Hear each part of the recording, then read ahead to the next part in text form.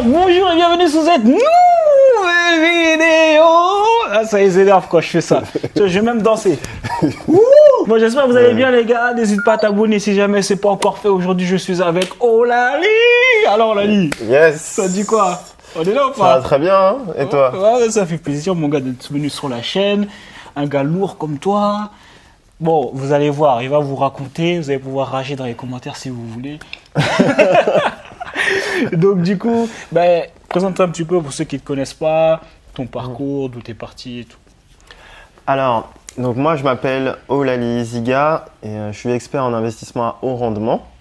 Donc quand je dis haut rendement, c'est tous les investissements qui permettent d'avoir une rentabilité au minimum de 50% annuel. Et spécifiquement, aujourd'hui, je suis spécialisé dans les crypto-monnaies. Maintenant, d'où c'est venu? Donc pour rappeler un peu mon parcours, donc moi j'ai grandi dans une banlieue nord parisienne qui s'appelle Chanteloup-les-Vignes. Le nom de la ville c'est Chanteloup-les-Vignes. Et j'ai toujours voulu faire et être indépendant au niveau de mon travail. Lorsque j'ai commencé à travailler, je me suis dit il faut que j'arrive à être indépendant, il faut que j'arrive à ne pas travailler pour un patron.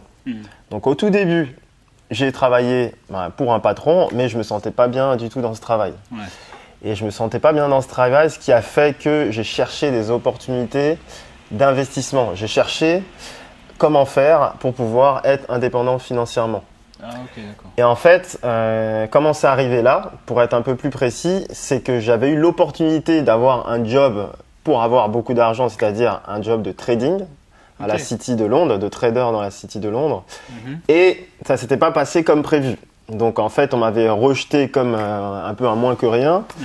Et là, j'ai eu une claque et je me suis dit, bon, il faut que je trouve vraiment moi mes investissements et j'arrive à être indépendant. Et c'est à cause de Londres en fait que j'ai cherché à switcher et à ne plus être vraiment dans le salariat et trouver moi-même mes sources de richesse personnelles. Et à force de chercher, à force de m'intéresser à tout ce qui était investissement alternatif, là je suis tombé sur les crypto-monnaies et en particulier le Bitcoin. Et là c'était en 2011. Ah ouais. Donc 2011, un Bitcoin ça ne valait pas 5000 € comme aujourd'hui où on est au mois de novembre de 2018. Ça valait beaucoup moins. Ouais. Donc moi, ce qui se passait c'est qu'en 2011 j'y arrivais pas trop à investir, donc j'ai attendu. J'ai laissé quelques années passer jusqu'à 2014. 2014, là, je me suis dit, bon, il faut que j'y aille. Et 2015, si tu veux, j'ai mis le paquet. Donc, ça veut dire que j'ai voulu acquérir 20 bitcoins parce que ça coûtait que 8000 € à l'époque. 20 bitcoins ne coûtaient que 8000 €.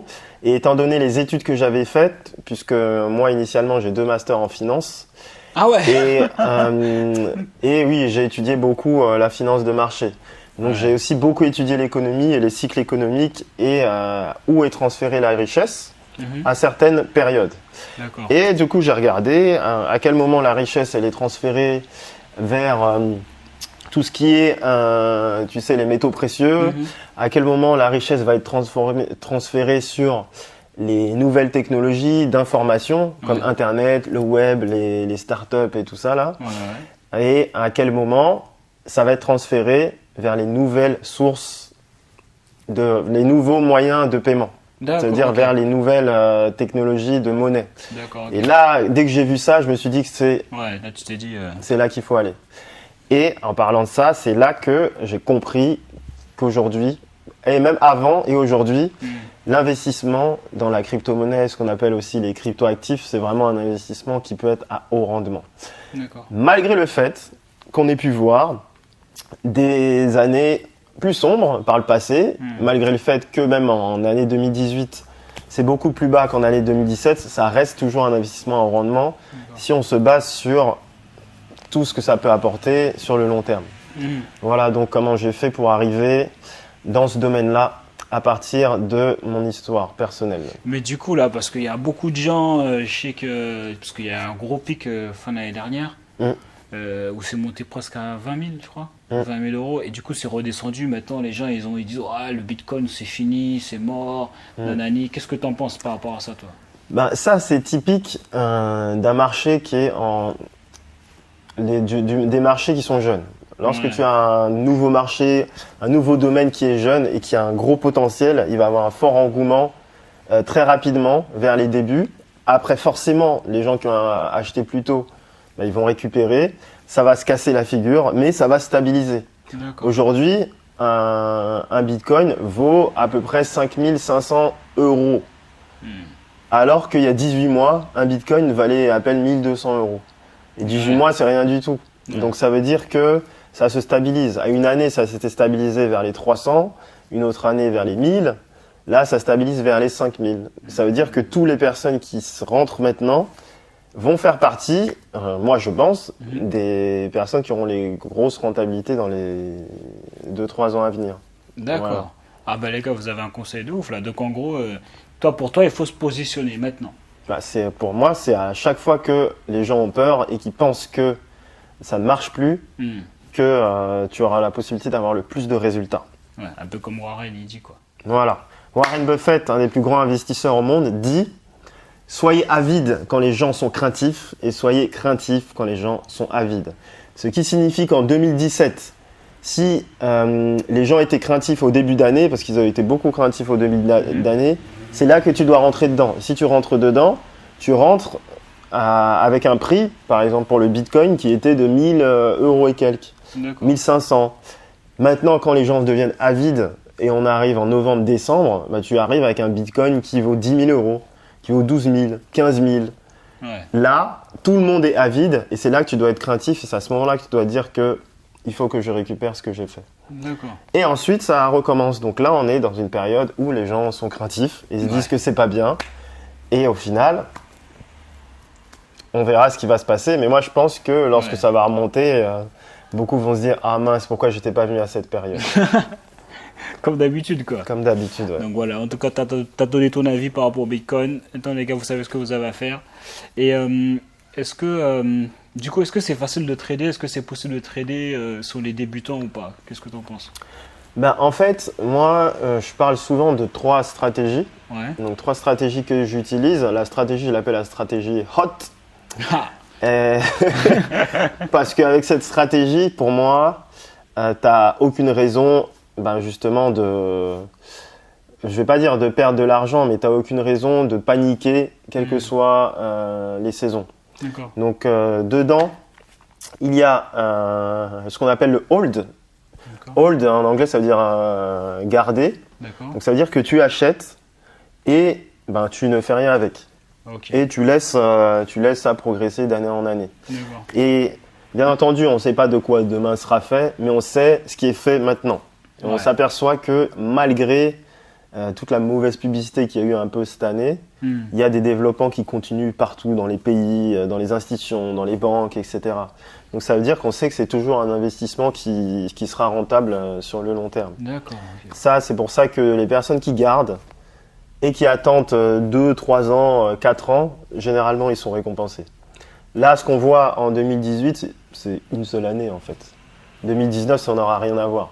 Voilà. Donc c'est pour ça qu'il faut être patient dans ce domaine, même si on a l'impression qu'on va gagner de l'argent tout de suite. Ouais. Voilà. Maintenant, pour gagner de l'argent tout de suite, c'est la 3e stratégie. Mais juste avant, on a la 2e. La 2e, c'est O pour opportuniste. Parce que dans ce marché des crypto-monnaies, il y a tout le temps des opportunités. Tout le temps. Pourquoi il y a tout le temps des opportunités? Parce que c'est un marché qui fonctionne beaucoup avec les nouvelles.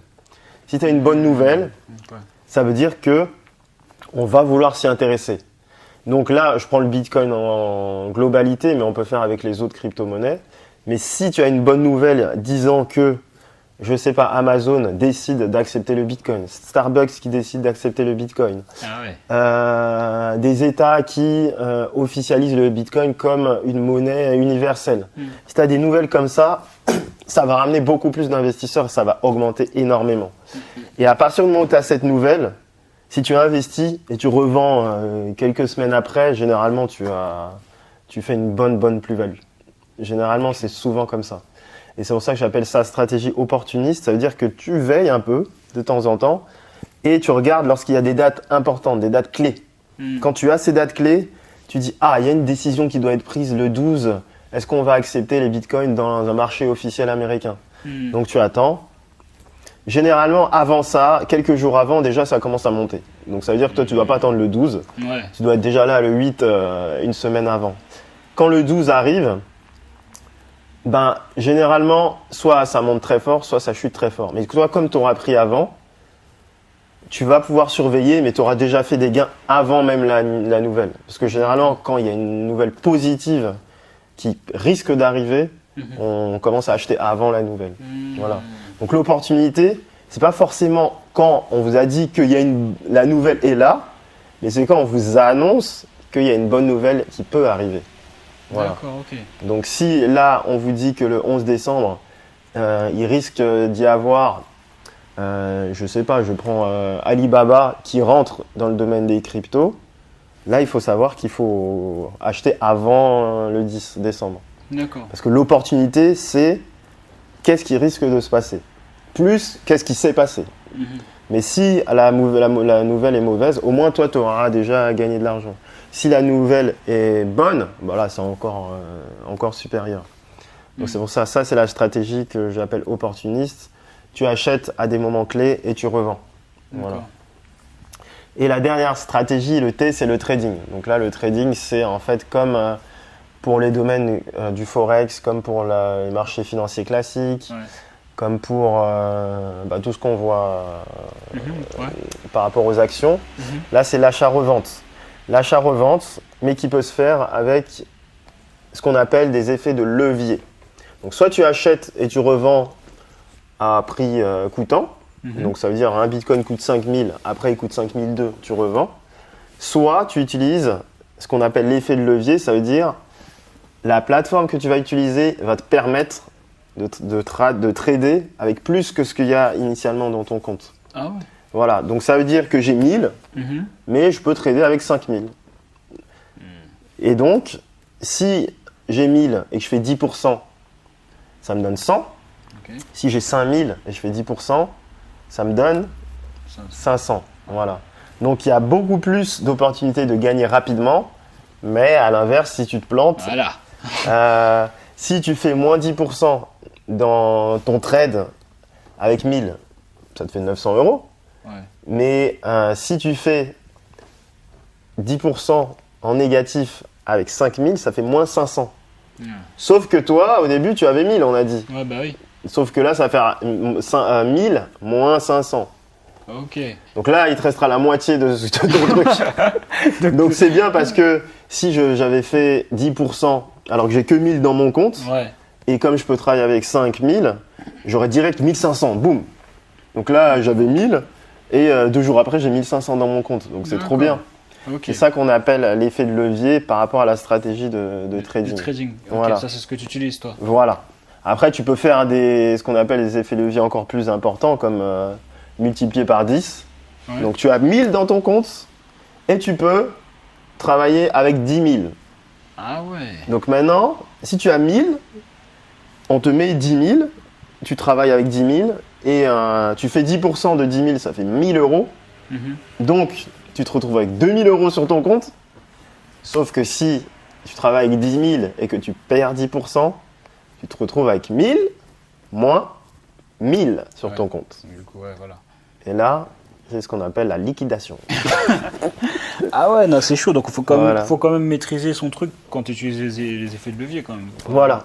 Oui, il faut avoir des... Et toi, tu t'es formé. Donc, comment tu as fait pour bien maîtriser tout ça? C'est à force d'expérience? Moi, c'est à force de travailler dedans, à force d'étudier. Comme j'étais là depuis plusieurs années, j'ai pu voir comment fonctionnait le marché et aussi par rapport à ma formation personnelle. Mais du coup, les gens qui sont débutants, tu penses qu'ils peuvent utiliser l'effet de levier Si, ils peuvent utiliser puisque à partir du moment où tu as les bons conseils par rapport à ça. Ouais, voilà, c'est ça. Faut se former, quoi. Voilà. Ouais. À partir du moment où tu te formes, tu peux connaître les concepts les plus intéressants pour avoir des plus-values. Ok. Bon, de toute façon, je sais que tu as fait une formation par rapport à ça. Donc, si vous voulez aller plus loin, je vous mettrai le lien juste en dessous. Et aujourd'hui, je sais que par rapport à toutes tes activités, parce que tu trades aussi pour les gens, c'est ça, donc en gros, il te donne un peu à la Warren Buffett, quoi. Oui. C'est un peu ça, hein. Tu traites pour les gens. Et donc, par rapport à toutes tes activités, aujourd'hui, combien de chiffre d'affaires tu as généré en combien de temps? Je sais que c'est un peu un chiffre un peu ouf. Alors là, si on prend l'année 2017, Ouais. j'étais à environ 80 000 euros. Ok. 80 000 euros, donc. Déjà, c'est bien. Déjà. Oui, puisque c'était ma vraiment première année officielle. Les autres années, c'était un peu d'autres business.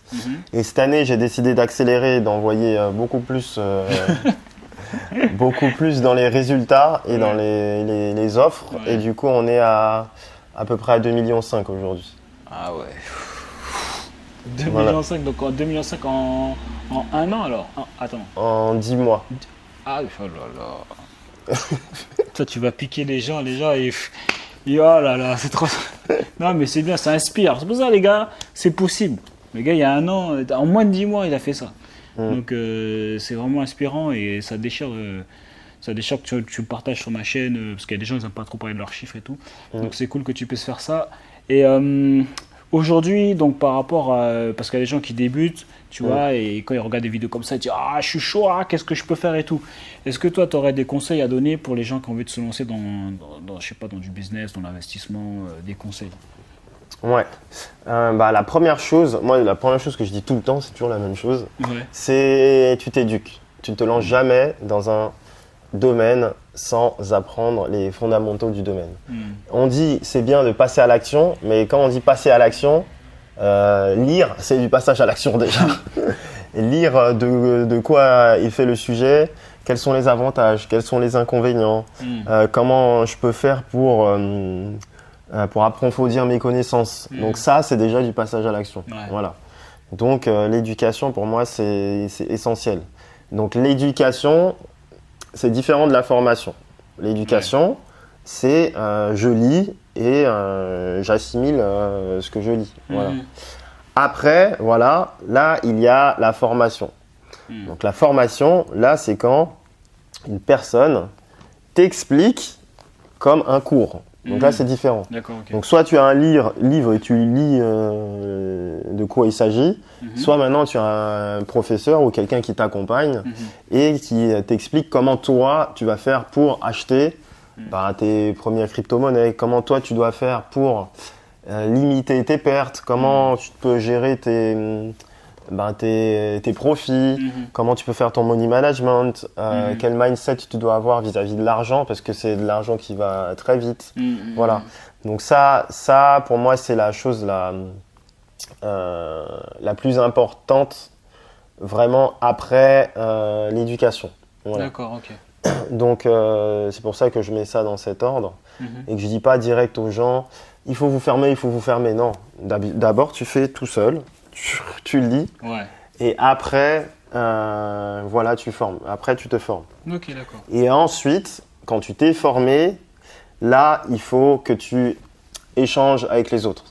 Donc là ça veut dire que après la formation tu dois, moi ce que je dis c'est faire, on peut dire le terme anglais, faire des masterminds dans ton sujet. Mais en gros ce que j'aimerais dire c'est que tu dois partager avec d'autres personnes qui sont dans le sujet. Voilà. Donc, éduquer, former, partager. À partir du moment où tu partages, là, tu vas avoir des échanges avec d'autres personnes qui s'intéressent. Ils vont avoir des idées par rapport à d'autres investissements, par rapport à ce qui se passe en ce moment. Ils vont avoir des nouvelles que toi, tu n'as pas. Et ça va te permettre de grandir dans le domaine. Voilà. Donc ça, c'est pour moi les 3 points essentiels pour un débutant qui dit « je sais pas du tout comment faire, mais je veux faire ». Voilà. Donc, il doit toujours passer par ces 3 étapes. Ok. Éducation, formation et partage. Ok, super. Voilà. À un moment donné, tu as parlé de mindset. Et moi, j'avais entendu dire, même en bourse, les gars ils disaient que c'était 80% de mindset et 20% de stratégie. Tu confirmes ou qu'est-ce que tu en penses? Oui, parce que lorsqu'on parle d'investissement et qu'on parle d'argent, ça crée beaucoup d'émotions. Lorsqu'on voit, par exemple, le Bitcoin qui a monté 2 000 euros, 3 000, 5 000, 6, 7, 8, 9, 10, 11, 12, 13, 14, 15, 16, 17, 18, 19, jusqu'à toucher 20 000, ça fait un gros niveau émotionnel. Même quand on en parle, déjà même quand je t'en parle, tu sens qu'il y a quelque chose, tu vois. Tu sens au fond de toi, ça fait quelque chose. Maintenant, lorsque le Bitcoin chute de 60%, Là, ça fait aussi quelque chose. Ça fait quelque chose, mais différemment, ça fait transpirer. Ouais. Et c'est pour ça qu'on dit que c'est une grande partie de mindset, parce que les personnes qui gagnent vraiment sont ceux qui arrivent à gérer les hausses émotionnelles et les baisses émotionnelles. Ça veut dire ils détachent leurs émotions au niveau de l'argent. À partir du moment où tu arrives à détacher tes émotions au niveau de l'argent, là, tu es tranquille et tu auras vraiment tes grandes plus-values. Pourquoi ? Parce que tout est vraiment dans l'état d'esprit et dans le mindset. Et les stratégies, en fait, c'est ce qui t'aide en fait, à pas perdre l'argent que tu gagnes. Parce que le plus dur, c'est pas de gagner de l'argent, c'est vraiment de ne pas perdre ce qu'on a gagné. Voilà, ça veut dire de le conserver. D'accord. C'est ça le plus dur dans le trading. Parce que tu verras, à des moments, tu vas gagner, et après, finalement, tu vas prendre des risques que tu n'auras pas pris, parce que tu crois que ça y est, tu maîtrises, ça te fait chuter, et tu dis non, je peux pas chuter comme ça, je reprends, mais je rechute encore plus. Ouais. Donc tu as fait 30% au départ et tu te retrouves avec moins 15% à la fin. Voilà. Ah, ouais. C'est pour ça qu'on dit que 80%, c'est vraiment le mindset. Ok, super. Voilà. En tout cas, je tenais à te féliciter pour ton séminaire. Parce qu'il dit rien, mais il a fait un séminaire hier. Franchement, ça fait plaisir. Pour le séminaire, ça s'est bien passé. C'était vraiment cool. Oui. Voilà, c'est tout pour cette vidéo. Hein. Je pense qu'on t'a apporté déjà pas mal de valeur là. Pas mal de conseils pour tous ceux qui sont chauds là. Donc le Beancode est loin d'être fini. Yes. C'est que le commencement. Exactement, oui. Ok, donc merci d'avoir regardé cette vidéo les gars. N'hésitez pas à vous abonner, à avoir un j'aime. Si vous voulez savoir un plus sur Ollali, vous avez juste à cliquer dans la description juste en dessous. Et puis nous, on se voit dans une prochaine vidéo. On leur dit au revoir. Yes. À plus tard. Et les gars, on reste déterminés, on lâche rien.